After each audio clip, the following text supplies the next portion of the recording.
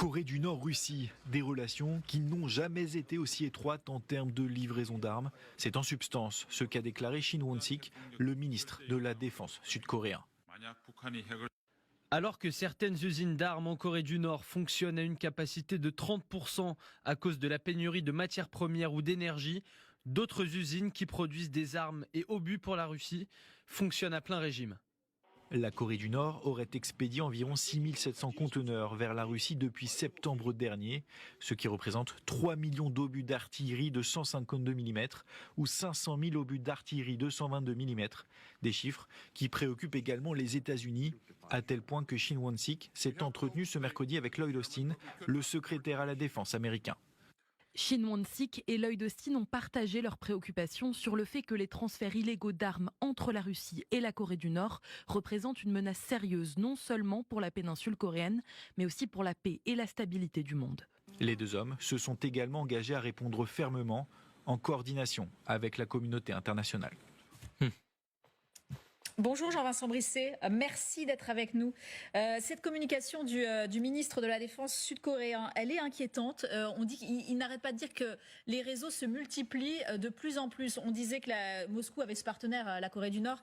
C'était pas un partenaire qui donnait des munitions si efficaces et pourtant il y en a des millions. Oui, alors pour le moment, on a une déclaration. On aimerait bien savoir comment le ministre de la Défense sud-coréen arrive à compter les containers et surtout comment il arrive à compter ce qu'il y a à l'intérieur. Et d'ailleurs, dans la diapositive que vous avez présentée, il y a manifestement une erreur parce que 3 millions d'obus de 155 mm ou 500 000 de 122 mm, c'est pas cohérent. Un obus de 122 mm, ça pèse 3 fois moins qu'un obus de 152 mm.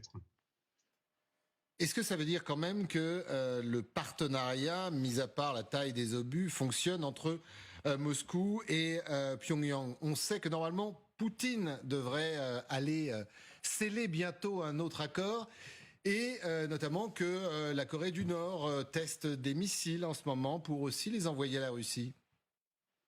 Alors, il est tout à fait logique que la Corée du Nord serve de fournisseur à la Russie dans ce conflit.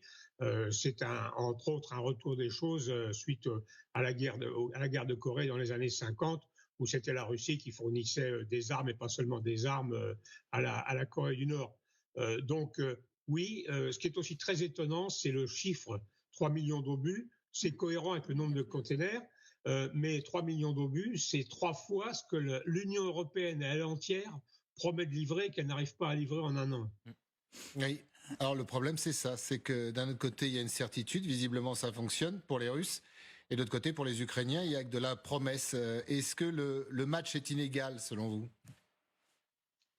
Alors si les termes sont bien posés, effectivement le match est inégal sur les quantités, et on s'aperçoit aussi que les quantités priment à l'heure actuelle très largement sur la qualité, et les Occidentaux ont pris des habitudes de contrôle technologique, de fabrication sophistiquée, qui rendent très très cher et très difficile à produire les matériels qu'ils pourraient utiliser sur la ligne de front, ce qui rend difficile l'approvisionnement basique dont aurait besoin l'Ukraine pour résister à la Russie.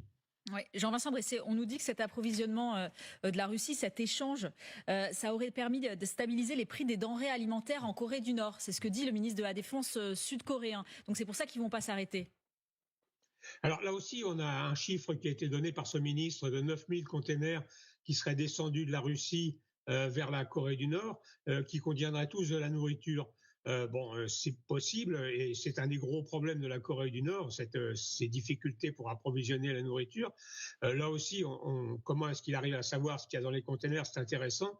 Il y a certainement d'autres échanges entre les deux pays qui sont concernés, même si on arrive à voir de l'extérieur ces containers, sans doute grâce à une aide américaine et par les satellites américains.